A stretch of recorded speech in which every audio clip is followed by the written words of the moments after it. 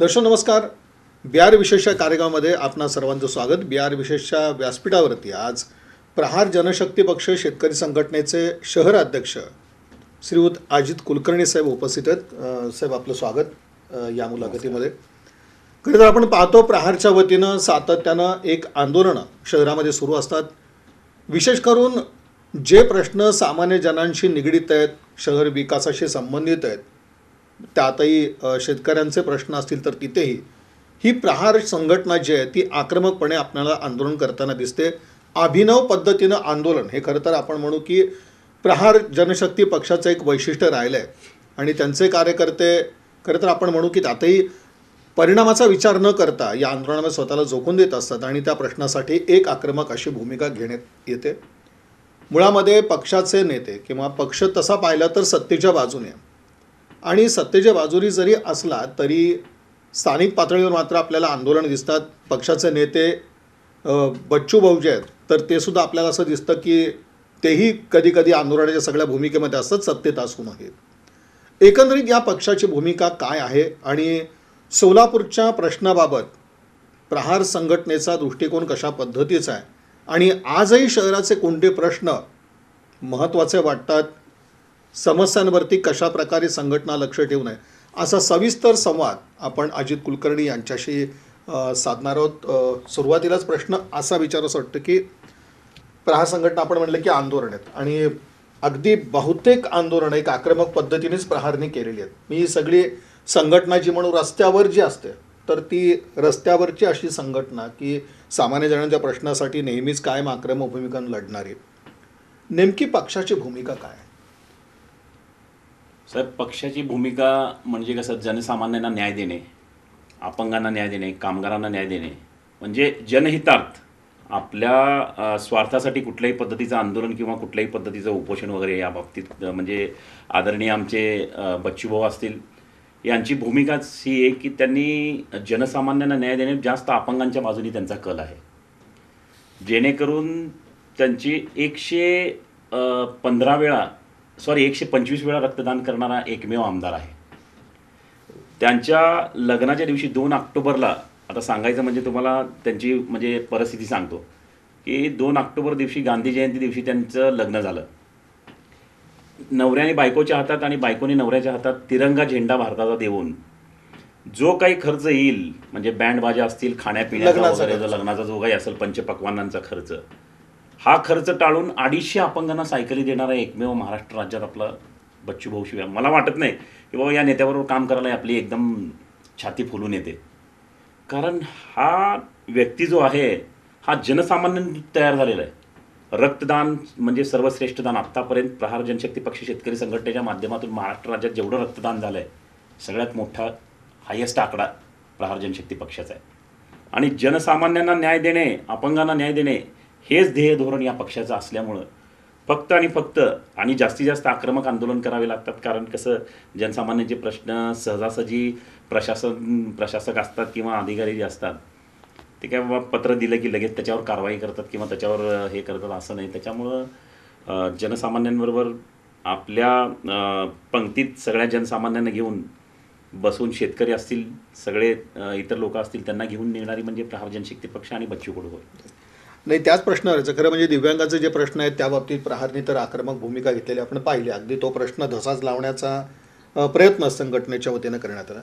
मूळ म्हणजे हाच विचारायचं की सातत्यानं ही आंदोलनाची भूमिका प्रहारला का घ्यावी लागतं, किंवा प्रहार असंही म्हणू की कायम आंदोलनाच्या भूमिकात हे जे असतं तर असा प्रसंग काय येतोय? साहेब, आता बघा ना, तुम्हाला उदाहरणं सांगायचं म्हणजे सोलापुरात स्मार्ट सिटीचं काम झालं. स्मार्ट सिटीचं काम सगळं निकृष्ट दर्जाचं झालं. कालच आता मी एक फेसबुक लाईव्ह बघितलं कुणाचं तर ते म्हणजे कसं, कालचा एक पाऊस येऊन गेला की लगेच सगळं पूर्ण जाम होऊन काल एक व्यक्तीसुद्धा भवानी पेठेत मयत झाला, वाहून गेला. म्हणजे मला कालचा एकच पाऊस, असे 4-5 पाऊस जर आले असते तर सोलापूरचे काय हाल झाले असते. सगळीकडे पाणी जलमय झालं असतं सोलापूर. उदाहरणार्थ गतिरोधक, खड्डे बघा तुम्ही, रस्त्यांची अवस्था बघा, धुळीचं साम्राज्य बघा, आणि त्यातच काही दिवसापूर्वी कोरोना येऊन गेला. आता तुम्हाला सांगतो, मी स्वतः बोलत नाही साहेब, हे सिव्हिल हॉस्पिटलच्या मेडिकल अधिकाऱ्याचं स्टेटमेंट आहे की खड्ड्यामुळं मणक्याचा आणि धुराळ्यामुळं लहान मुलांना वयस्कर लोकांना होणारा त्रास या गोष्टीसाठी सर्वस्व जबाबदार महानगरपालिका आहे. जर आपल्याकडून एखादा टॅक्स जर अडला तर आपली प्रॉपर्टी सील करण्याचा प्रयत्न करतात. मला सांगा, अनेक जणांकडे कोट्यावधी यांनी बॅनर लावले प्रत्येक चौकात, ह्याच्याकडे एवढा टॅक्स, त्याच्याकडे एवढा टॅक्स, किती जमा झाला, किती जणांनी टॅक्स दिला, यांचं उत्तर ह्याच्याकडे नाही आहे, महानगरपालिकेकडे नाही आहे. महानगरपालिकेकडे सक्षम अधिकारी नाही आहेत. आता महानगरपालिकेचे आयुक्त आलेत. मला सांगा, चतुर्थ श्रेणीची आपली महानगरपालिका आहे. चतुर्थ श्रेणीच्या महानगरपालिकेला IAS, आता काही दिवसापूर्वी डायरेक्ट IAS नव्हते, ही डायरेक्ट IAS आहेत. पण ह्यांची भूमिका नाही, ऑस्ट्रेलियाला जाऊन दौरे करणं ह्याच्यात मग्न आहेत. सोलापूरचा इतिहास किंवा आपला बघितला तर सूतगिरण्या वगैरे ह्या ते आपल्या सोन्याचा धूर निघणारी ही सोलापूर आपली सिटी आहे किंवा आपलं शहर आहे. पण त्याच्याकडे कोणाचं लक्ष नाही आहे. आता विष्णू मिल कामगारांचे असू दे, विष्णू मिल कामगारांना 30 वर्ष झालं साहेब, अजून आपटेंनी किती घरं बांधले त्या जागेत. 60 एकर जागा शिल्लक आहे, पण ह्यांना घरं देण्याचं किंवा विष्णू मिल कामगारांना हे करायची त्यांची हे नाही आहे. अधिकारी वर्ग काय करतो, पत्र दिलं की तेवढ्यापुरतं आंदोलन झालं की बास, पण त्याचा पाठपुरावा करणं, हे करणं, ते सिरियस घेणं, लगेच त्याच्यावर ॲक्शन घेणं ही अधिकाऱ्यांची भूमिका नाही आहे. त्याच्यासाठी प्रहारला आक्रमक आंदोलन करण्याची गरज पडते. कारण यांना जर हात जोडून सांगितलं तर हे ऐकण्यातले नाही आहेत, म्हणून ह्यांना हात सोडून सांगावं लागतात. कधी कधी आमच्यावर अनेक गुन्हे दाखल झालेत. माझ्याजवळ 30-32 गुन्हे दाखल आहेत माझ्यावर, 4-353 आहेत. हे कशामुळे झाले की तुम्ही काम करत नाही. माझं वैर कोणाशी नाही आहे किंवा प्रहारचं बच्चूभाऊंचं वैर कोणाशी नाही आहे, पण जनसामान्यांना जर न्याय मिळत नसेल तर ही परिस्थिती कायमच ठेवावी लागणार आहे. त्याच्याशिवाय अधिकारी वर्ग, प्रशासन सुधारत नाही. नाही, पण कुलकर्णी साहेब, प्रश्न असा आहे की आपण म्हणतो की शासन आहे, सुशासन म्हणता येतं त्याला, गतिमान सरकार, असे काही काही शब्द असतात या सरकारबद्दल. आधीच्या सरकारबद्दलही गुणगान गायलं जातं की एवढं कार्यक्षम सरकार असं येणारं प्रत्येक सरकार सांगत असतं. पण ही खरी परिस्थिती काय असते की अशा पद्धतीने आपल्याला जर आंदोलन करावे लागत असतील तर चुकतंय कुठं? मग असं होतं का की शासनाच्या योजना आहेत त्या कागदावरती आहेत, प्रत्यक्षात त्याची अंमलबजावणी होत नाही, किंवा जे चित्र रंगवलं जातं कधीही कुठल्याही राज्य सरकारच्या वर्षपूर्तीनिमित्त आपल्याला आपण पाहतो की मोठमोठ्या घोषणा केल्या जातात. मग असं जर सगळं चांगलं असेल तर मग ही आंदोलनं का करावी लागतात? साहेब, कसं माहिती का, आपण एक पत्रकार आहात तर तुम्ही विचारलेला प्रश्नसुद्धा बरोबर आहे. पण ज्या वेळेस आपण एखाद्या हॉस्पिटलमध्ये जातो किंवा ज्या वेळेस एखादी म्हणजे समोर जातो, एखाद्याचं शेतकऱ्याचं उतार्यावर जरी एखादा चूक जरी झालेली असेल तर त्याच्यासाठी त्याला 100 वेळा हेलपाटे मारावं लागतात. तहसीलदार असेल, तलाठी असेल, सर्कल असेल, त्याची चूक सुधारली जात नाही. अक्षरशः तो वैतागून शेवटी आत्महत्या प्रवृत्त करणारं हे प्रशासन आहे. त्याचं कामच होत नाही. आता माझ्याजवळ असे 100 उदाहरणं आहेत. तुम्हाला सांगतो साहेब, आता BJP सत्तेत आहेत, आम्हीसुद्धा सत्तेत आहेत, शिंदे सरकारबरोबर आम्हीसुद्धा आहोत, बच्चूभाऊसुद्धा आहेत. पण बच्चूभाऊंनी सुद्धा आत्ता सध्या मराठा ह्याचा प्रश्न जो आहे तो काढला, ओबीसीच्या आरक्षणाचा जे काही आहे. म्हणजे फक्त कसं आहे माहिती का, चांगल्या माणसाला एखादा, आता जरांगे पाटील चांगलं आंदोलन करतात म्हणून त्यांच्यावर टीका करायची आणि परत दुसरं कोणी नाही बोलायचं आणि स्वतःची पोळी भाजून घ्यायची, हे सगळं चाललेलं आहे. आणि या BJPचं राजकारण असं आहे साहेब, तुम्हाला सांगतो की जेणेकरून मोदी सरकारचे मोठमोठे आश्वासनं असतात, पण याच्यातून सामान्य जनतेला फटका आहे. सामान्य जनतेचं ह्याच्यामध्ये काहीच सार्थक ठरलेलं नाही किंवा काहीच सार्थक झालेलं नाही आहे. मी कुणावर टीका करतोय असं नाही, पण जे काय बघतोय, आता मी एखाद्या दवाखान्यात गेलो तर तिथं जवळजवळ खरं तर मेडिकल लाईनमध्ये सुद्धा आता परवाच मी एकाचं जवळजवळ 50,000 रुपये बिल कमी केलं. हे मी आता वैयक्तिक येऊन सांगू शकत नाही किंवा बोलू शकत नाही. त्या माणसाचं बिल 2,48,000 झालं होतं. प्रभाकर सरांना सांगून मी 50,000 रुपये कमी करायला लावलं. म्हणजे त्या माणसाची परिस्थिती त्यावेळेस, म्हणजे त्या माणसाच्या चेहऱ्यावरचं हसू 50,000 रुपये माझे कमी झाले. यामध्ये फार आनंद आहे. आणि हे कुणी इतर पक्षाची किंवा एखादी संघटना करू शकत नाही, जे प्रहार करू शकतं. आणि सत्तेत असून पण आंदोलन करावं लागतं. म्हणजे सत्तेत असून सुद्धा काही गोष्टी, आता समजा फोन एखाद्या आपल्या पालकमंत्री असतील, आता उदाहरण मला सांगा, पालकमंत्री म्हणजे आपल्या जिल्ह्याला जवळजवळ 4-5 पालकमंत्री बदलून गेले. हे 5वे का 6वे पालकमंत्री आहेत. फोन केल्यावर फोन उचलत नाहीत, त्यांचे OSD फोन उचलतात. मग सामान्य जनतेचे प्रश्न अधिकारी जर हे करत नसतील, पालकमंत्री करत नसतील, मंत्रिमंडळातली लोक जर सोडत नसतील, सामान्य आता ते आपली कुठली तर मिलेट ह्याची काय अन्नधान्याची हे बारामतीला घेऊन गेले. मला सांगा, मग सोलापूरकरांनी करायचं काय? सोलापूरतील जे काही तरुण वर्ग आहेत, लोकांना खरं तर नोकरीची गरज आहे, या सगळ्या गोष्टीचा इथल्या लोकांनी विचार करायला पाहिजे. सोलापूर थोडे दिवसांनी विकून टाकतील साहेब, अक्षरशः अशी परिस्थिती झालेली आहे. सामान्य जनता या पुढाऱ्यांना म्हणजे म्हणजे कंटाळलेली आहे फार.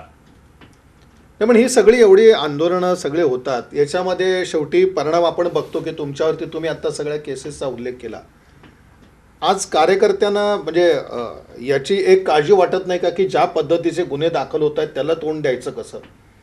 तर हे जे एक तुमच्या पदाधिकारी म्हणून तुमच्यासमोर हे जे आव्हान आहे ते कशा पद्धतीचं आहे की आंदोलनं करतोय आणि त्याचे गुन्हे दाखल होत आहेत त्याला सुद्धा तोंड द्यायचं? तोंड द्यावं. तर हे जे आव्हान आहे ते कशा पद्धतीचं असतं?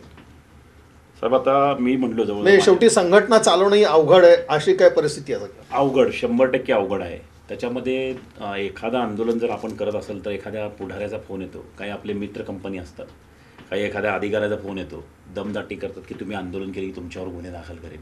आणि भरपूर वेळा आम्हाला फेस करावं लागलेलं आहे. उदाहरणार्थ पोलीस प्रशासन, म्हणजे पोलीस प्रशासनावर टीका करत नाही आहे, पण काही अधिकारी चांगले आहेत, काही कर्मचारी चांगले आहेत, पण काही वरिष्ठ अधिकारी वगैरे फक्त मग आपण म्हणजे आपणच खुर्चीवर बसलो, आपण ह्यांच्यावर रोग कसा झाडायचा हेच विचार करत असतात.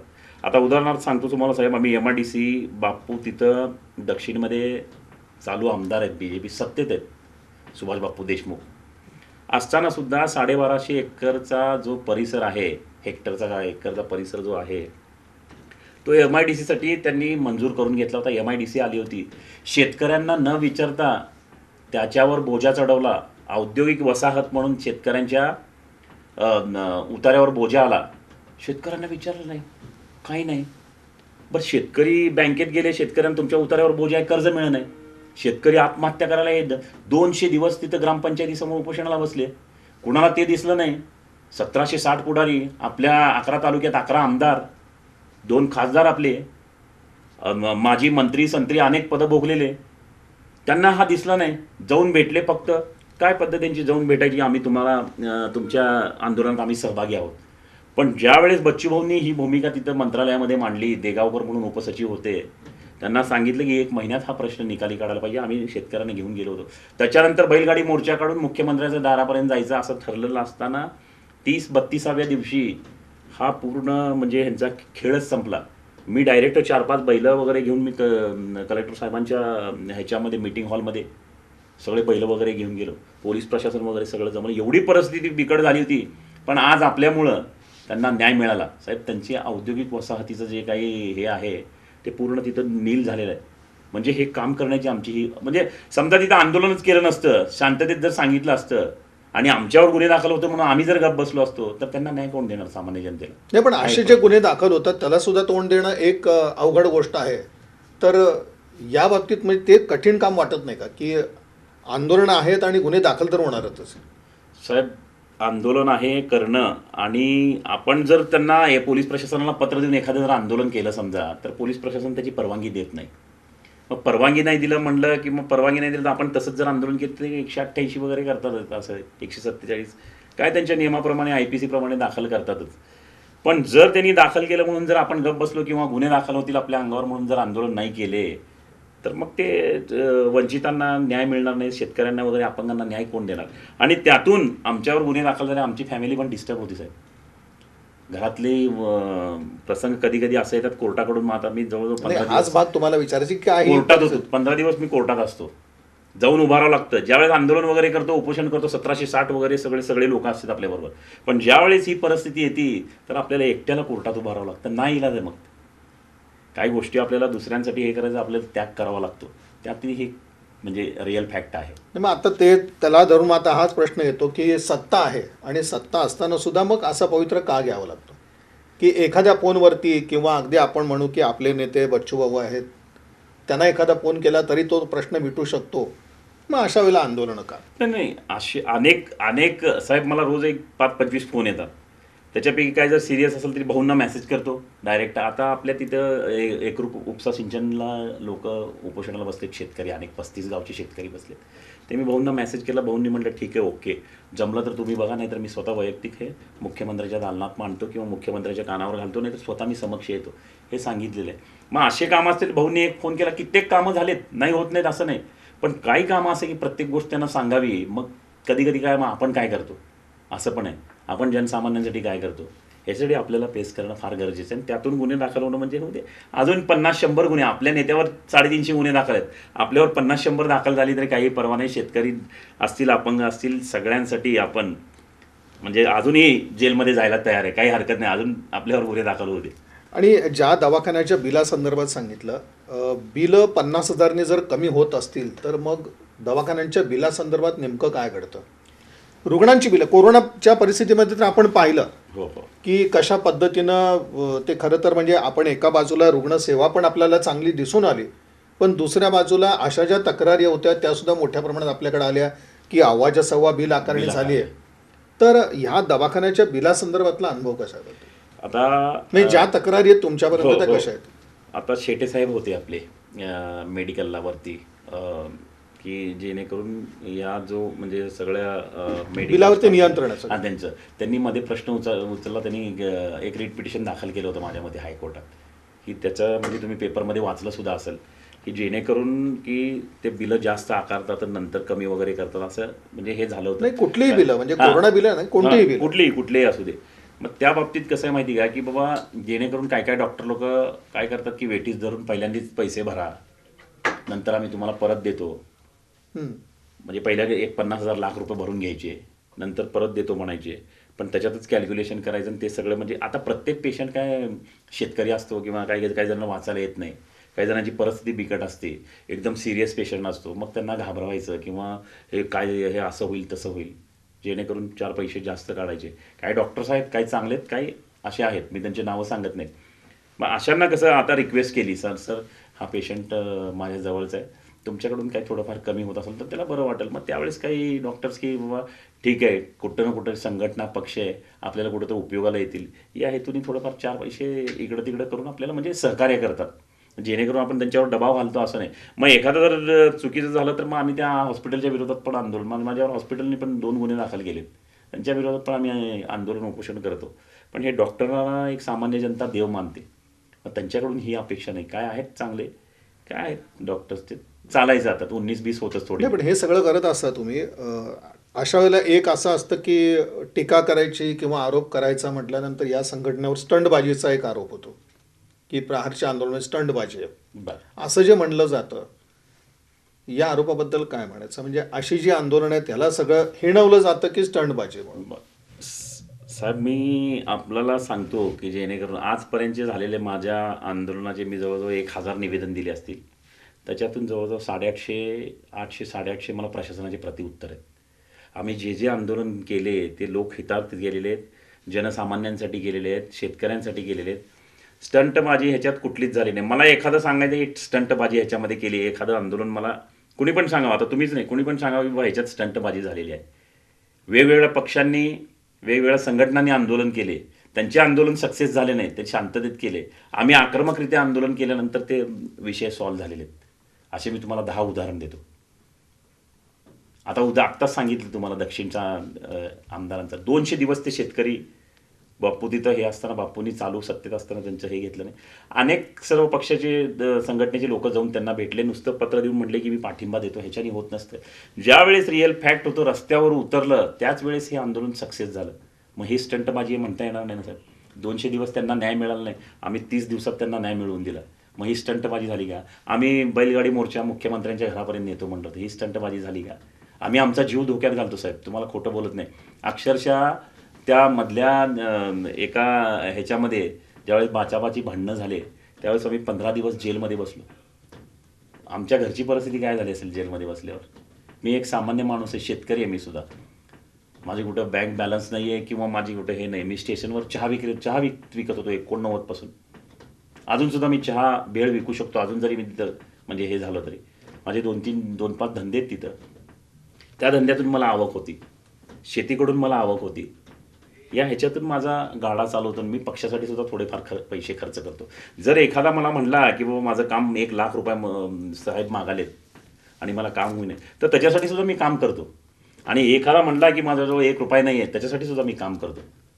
ह्याच्यामध्ये कुठला जातीभाव नाही, कुठला दुजाभाव नाही, कुठली स्टंटबाजी नाही. साहेब मला एक असं सांगा की ही स्टंटबाजी आहे म्हणून, मी तुम्हाला त्या गोष्टीचा उलगडा करतो 100%. नाही, पण याचबरोबर मग शेवटी प्रशासनाला हीच भाषा समजते का सध्या आंदोलनाची, म्हणजे ज्या पद्धतीने तुम्ही एक आक्रमक भूमिका घेत असता किंवा ज्या पद्धतीने सरळ एक आंदोलनाचा पवित्र असतो, तीच भाषा शेवटी प्रशासनाला कळते का मग आत्ताच्या परिस्थितीत? साहेब, प्रशासनाला मला सांगा तुम्ही, आता मनसेनी परवा आंदोलन केलं की ते मराठी भाषेत सुप्रीम कोर्टाचा आदेश दिला, तोडफोड केली. मला सांगा तुम्ही, मग पहिल्यांदाच जर तुम्ही मराठीत बोर्ड लावले असते, तोडफोड का झाली असती तुमची? तुम्हाला सांगितलं तरी तुम्ही त्या म्हणजे एखादा पक्षाचं हे घेतो नाव घेतलं म्हणून तसं हे करू नका, की जेणेकरून सांगतो की बाबा हे लोक, तुम्हाला सांगतो साधी भाषा, सामान्य भाषा पोलिसांचं सुद्धा ऐकत नाहीत साहेब. तुम्हाला 10 उदाहरण देतो मी. पोलिसांना सुद्धा एखाद्या मध्ये एका माणसाने मला सांगितलं होतं की बाबा पोलिसांनी स्वतः, नाव सांगत नाही त्यांचं, लाईटचा प्रॉब्लेम होता, त्यांच्या डीपीचा प्रॉब्लेम होता. साहेबांना म्हटलं साहेब मी लावतो फोन 2 मिनिटात. मी फोन लावला, साहेब म्हटलं डीपी बसवा ना, आमची काय अडचण आहे. म्हणजे अजितराव आम्ही परवा दिवशी डीपी बसवतो, 2 दिवस आम्हाला वेळ द्या. 2 दिवसानंतर डीपी बसवली. ते पोलीस प्रशासनात असून सुद्धा महिनाभर प्रयत्न करत होते, त्यांचं काम झालं नाही. त्याच्यानंतर दुसरे एक जे पोलीस कर्मचारी होते, आता रिटायर झाले, ते एकदम ह्याच्यामध्ये हुशार, गुन्हे शाखेमध्ये हुशार माणूस, लिखाणात हुशार, त्यांच्या उतार्यावर नाव अडवले होते. 2 वर्ष 1.5 वर्ष तो प्रयत्न करत होता बिचारा, 2 दिवसात करून दिलं. मग मला सांगा त्यांना 2 वर्ष का लागले? का झालं नाही त्यांचं काम पोलीस असून पण? केवळ अडवणूक आहे काही? केवळ अडवणूक, फाईल अडवायची, फाईल पेंडिंग ठेवायची, टक्केवारी मागायची, ह्याच्यासाठीच सगळं चाललेलं आहे, दुसरं काही नाही साहेब. ह्याच्यामध्ये महानगरपालिकेत फार मोठा भ्रष्टाचार आहे. टक्केवारीमध्ये सगळी महानगरपालिका गेली, चतुर्थ श्रेणीची महानगर. सोलापूरचे जे काही प्रश्न ह्यांना देणं घेणं नाही, मांडणं, ह्यांना फक्त पैसे आणि टक्केवारी पाहिजे. काय अधिकाऱ्यांची नावं पुराव्यासहित देतो मी तुम्हाला. आता अनेक प्रश्न उचललेत, बिल्डिंगचे असतील, ह्याचे असतील, पार्किंग गिळंकृत केलं, हे केलं. आता तुम्ही पेपरमध्ये वगैरे वाचता, मी पण वाचतो. पण जर आपण ते प्रश्न उचलले तर एखाद्याची बिल्डिंग पाडणं पण आपल्याला शोभत नाही ना. मग ते महानगरपालिकेचं काम आहे, आपलं काम नाही. आणि प्रत्येक वेळेस प्रहारनीचं हा विषय उचलायचा ना, आक्रमकता हे करायची ना, आक्रमक भूमिका घ्यायची, आता तुम्ही म्हटल्याप्रमाणे, ते पण कधी कधी आमच्या म्हणजे अंगलट येण्यासारखं आहे ना. याजवर असं आहे की विमानसेवेच्या बाबतीत म्हणजे चिमणीचं पाडकाम जेव्हा होतं त्यावेळेला देखील प्रहारने असाच पवित्रा घेतला होता जो संघटनेचा आहे. चिमणी पाडू नये अशाच पद्धतीची एक भूमिका प्रहारची होती शेतकऱ्यांच्या बाजूने. आता चिमणी पाडली आणि आता आपण पाहतोय नुकतंच म्हणजे त्याची एक माहिती समोर आली की चिमणी पाडली वगैरे ठीक आहे, पण आता इथून पुढं 9 महिने लागतील विमानसेवा सुरू व्हायला, किंवा विमानसेवा सुरू होण्यापेक्षा तो परवाना मिळेल आणि तो परवानाही तात्पुरत्या स्वरूपाचा असेल. विमानसेवेच्या बाबतीत सोलापुरात काय घडतंय आणि शहरासाठी विमानसेवा कितपत आवश्यक आहे, आणि त्यातही होडगी रोड की बोरामणे, संघटनेला काय वाटतं? होडगी रोडच्या विमानसेवा, विमानतळ पहिल्यापासून तिथे आहे. हे नंतर झालेले कार्गो करतील, हे करतील, ते करतील. पहिल्यांदा आपल्याला आपल्या इथं गुंतवणूक यायला किंवा आपल्या इथून कुणाला जर जायला ट्रेननी वगैरे जायला वेळ लागत असेल, त्याच्यासाठी विमानसेवा फार गरजेची आहे. ह्याच्यात मोठमोठे रथी महारथी उतरले. मला सांगा साहेब, मुख्यमंत्री आले की विमान तिथं उतरतं, अनेक आमदार आले, खासदार आले, VVIP आले तर विमान तिथं उतरतं. बरं ठीक आहे, तुम्हाला चिमणी अडथळा होती, चिमणी पाडली तुम्ही. आता परत 30 मीटरची चिमणी बांधण्यासाठी परवाना मागत असताना शेतकऱ्यांचा कारखाना बंद पाडण्याचं ह्याचं जे षडयंत्र आहे, महापालिका आयुक्तांनी काय केलं साहेब माहिती का? हे वरती विमान मंत्रालय, उड्डाण मंत्रालयाकडे तो प्रश्न फाईल पाठवून दिली. काय गरज आहे मला सांगा की? इथं येऊन एवढे जणांनी आश्वासन दिलं, हे केलं, ते केलं, 4 दिवसात चालू करणार, 8 दिवसात चालू आहे, चिमणी पडली की चालू करणार. चालू केलं का हो ह्यांनी? म्हणजे सोलापूरकरांना फक्त नुसतं नौटंकी दाखवायची आहे. आम्ही काहीतरी करतोय, आम्ही काहीतरी करतोय. इलेक्शनच्या पुढं तर स्वतःच्या पोळ्या भाजायच्या. जनसामान्यांचं बघावं, विमान चालू करणं हे फार महत्त्वाचं आहे सोलापूरसाठी. कारण समजा आपल्याला, तुम्हाला, आम्हाला जर सरळ एखाद्या जायचं म्हटलं विमानसेवेत किंवा आपल्या फॅमिलीला 2 तासात, आता मी गेलो होतो दिल्लीवरून, मुंबईवरून दिल्लीला एका कामासाठी, चांगली आहे, लवकर फास्ट काम होऊ शकतं, परत आपण लवकर आपल्या घरी पोहोचू शकतो. त्याच्यानंतर जे काही म्हणजे दळणवळणाची हे ते एखादा बिझनेस येणारा मोठा वगैरे, तर त्या विमानसेवेवर अवलंबून आहे साहेब शेवटी. की कुणीही बघतं बाबा इथं काय विमानसेवा आहे का? हे एवढं मोठं शहर आहे, एवढं मोठं खेडेगाव झालेलं आहे. फक्त या शहराला नुसता भूलथापांनी बळी, मंत्र्यांनी यायचं, आमदार खासदारांनी हे करायचं, काही नाही. जोपर्यंत चांगला वाली सोलापूरला मिळत नाही तोपर्यंत सोलापूरचा म्हणजे विकास होणार नाही साहेब. नाही, आता आंदोलनाच्या बाबतीत प्रश्न विचारायचा की तुम्ही हे सगळं ठीक आहे, हे सगळे आंदोलनं करता वगैरे, जनतेची साथ कितपत असते, किंवा असं वाटतं का की सोलापूर म्हणजे सोशिक आहे आणि सगळं सहन करतोय? आज एवढी मोठी आंदोलनं करावी लागतात. त्याचबरोबर आपण बघतो की लोकांनीही ज्या प्रमाणात साथ द्यायला पाहिजे किंवा आवाज उठवायला पाहिजे असं काही घडतं का? नाही नाही, म्हणजे लोकांचं लोक पण शोषिक आहेत एकंदरीत असं जे म्हणलं जातं, लोक म्हणजे लोकांच्या प्रश्नाचे आवाज उठवायलाच पाहिजे लोकांनी, हो. असं सुद्धा एक संघटनेचं मत आहे काय? नाही नाही, आहे. मी किती वेळा तर माझ्या एखाद्या बाईटमध्ये बघाल, मी सोलापूरकरांना किती वेळा तर अपील केलंय की तुम्ही ज्यावेळेस टॅक्स भरता, टॅक्स देऊ नका तुम्ही जोपर्यंत महानगरपालिका हे तुमचं काम करत नाहीत. पण लोक पण काय करतात माहिती का, की एखाद्याला राग येईल, लोक काय करतात, काम झालं ना की सोडून देतात तो विषय तात्पुरता. आता उदाहरणार्थ सांगतो साहेब तुम्हाला, एक दामू राठोड का रामू राठोड इकडचा उत्तरचा एक व्यक्ती होता. महानगरपालिकेचं काम चालू होतं काहीतरी ड्रेनेजचं, खड्ड्यात तो हाय केला, त्याच्या डोक्यावर काहीतरी दगड पडला JCBने. त्याला 7 लाख रुपये मदत आम्ही संबंधित प्रशासन असेल किंवा तो कोण ठेकेदार असेल तिथून मिळवून दिली. त्याच्यानंतर ते 1-2 वेळा आमच्या कॉन्टॅक्टमध्ये आले, नंतर परत ते विसरून गेले. म्हणजे तुमचं काम भागलं की सगळं संपलं असंच आहे. म्हणून म्हणजे जनसामान्यांना ना, सोलापूरच्या नागरिकांना अपील करायचं आहे, तुम्ही सुद्धा जर तुम्हाला काही करायचं नसेल आमच्या पाठीमागे उभा राहा कायमस्वरूपी, आम्ही करतोय. बरोबर आहे. तुम्हाला जर काही करायचं नाही ना, तुम्हाला समोर यायचं नाही ना, तुम्हाला गुन्ह्याची भीती वाटते ना, आमच्यासारख्यांना सांगा, आम्ही तुमच्या सोलापूरकरांसाठी गुन्हे घ्यायला जनसामान्यांसाठी तयार आहोत. पण तुमची साथ आम्हाला पाहिजे. उगी कोणाच्या तर मागं उभारायचं काम झालं की हे करायचं, हे पण चुकीचं ना. असं किती वेळा तर आमच्या बाबतीत घडलेलं आहे साहेब. परिवहनची एकंदरीत स्थिती आपण बघतो, म्हणजे त्या बाबतीत सुद्धा एक आक्रमक भूमिका तुम्ही घेतलेली होती. आणि आजची जर स्थिती पाहिली आपण, म्हणजे 150-200 बसेस भंगार स्वरूपामध्ये आपल्याला डेपोमध्ये दिसतात. महानगरपालिका या अशोक लेलँडच्या विरोधात न्यायालयात कशा पद्धतीने गेली, तिथं तेवढ्या मोठ्या विषयाकडं कोणीच गांभीर्यानं पाहिलेलं नाही आहे. याविरुद्ध आवाज उठवणं आज अपेक्षित असताना म्हणजे प्रहारनी नेमकं कशा पद्धतीचं धोरण या बाबतीत ठेवलं? तर जवळजवळ आम्ही त्याच्यासाठी 7-8 आंदोलनं केली. त्या परिवहनच्या पगाराच्या बाबतीत, परिवहन सुधारणेच्या बाबतीत. पण त्यांना काय परिवहन चालवायची म्हणजे हे वाटत नाही महानगरपालिकेला.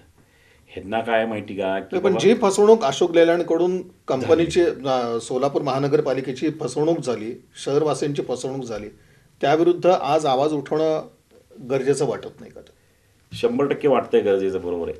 पण ज्या प्रमाणात आम्ही आवाज उठवला होता त्या प्रमाणात आम्हाला त्या कामगारांकडनं, म्हणजे ड्रायव्हर्स असतील, कंडक्टर असतील, त्यांच्याकडनं तेवढा प्रतिसाद मिळाला नाही. ज्यावेळेस प्रतिसाद मिळाला त्यावेळी आम्ही आवाज उठवला. आणि आता त्यांचा प्रतिसाद असणं पण गरजेचं आहे.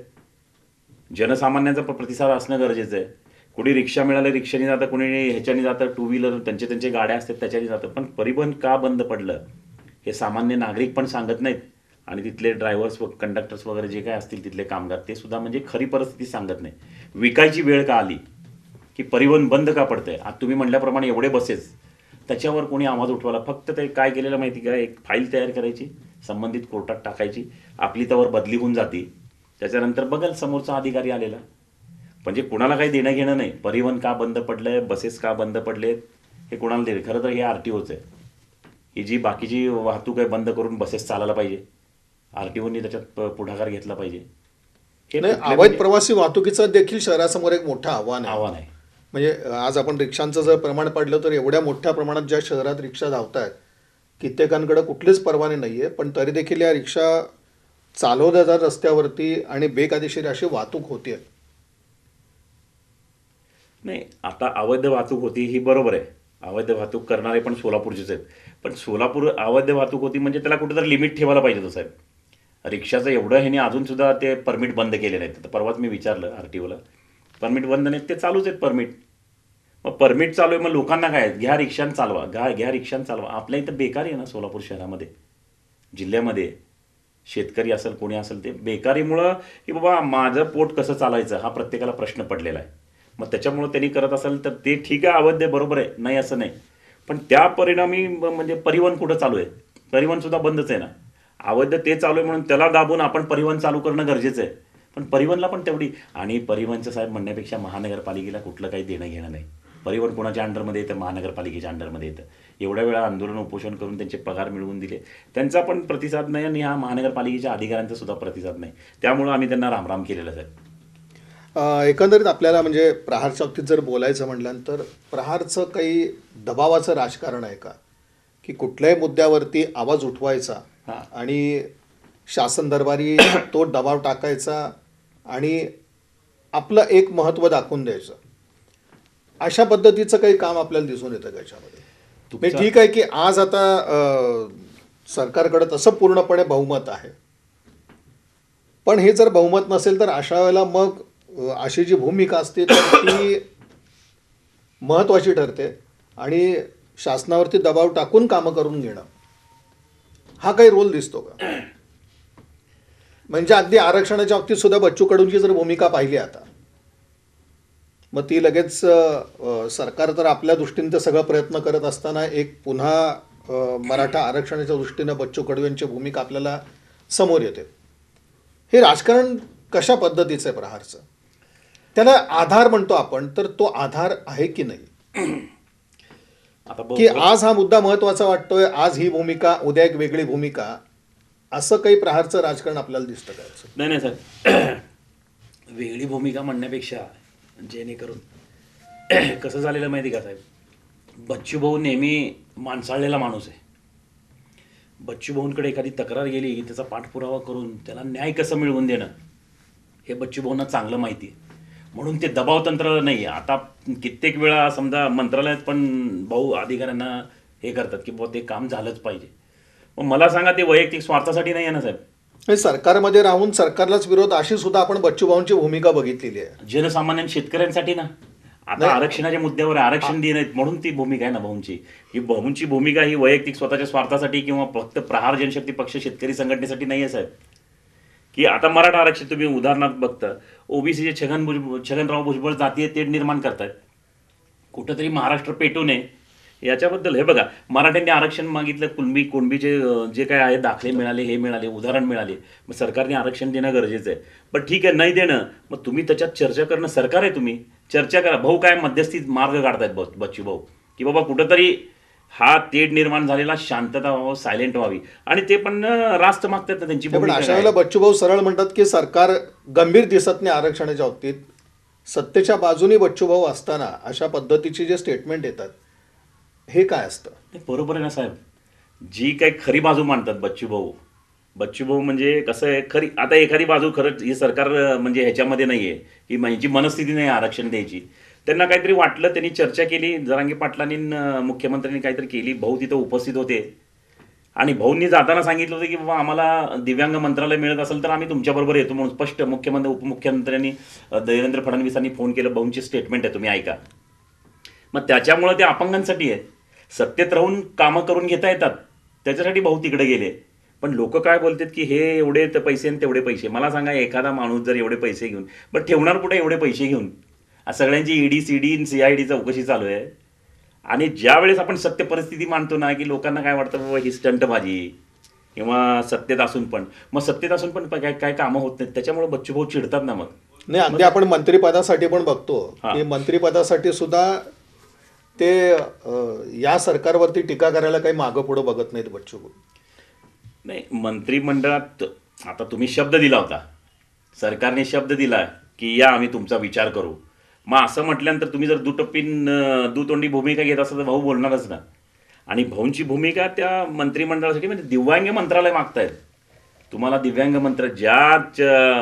एका ह्याला की सगळ्यांनी म्हणजे सगळे आमदार असतील, खासदार असतील, जनसामान्य लोकांनी ज्या एका अपंगांना कुठंतरी कोपऱ्यात ठेवण्याचा प्रयत्न केला, आज ते अपंग आपल्या शासनाकडून असू दे, प्रशासनाकडून असू दे, मदत मिळते अपंगांना. अनेक म्हणजे पगार वगैरे आहेत महानगरपालिकेकडनं, जिल्हा परिषदकडनं 5% निधी वगैरे आहे त्यांना वर्षाचा. हे म्हणजे ह्यांना जगण्याचं साधन तर झालं.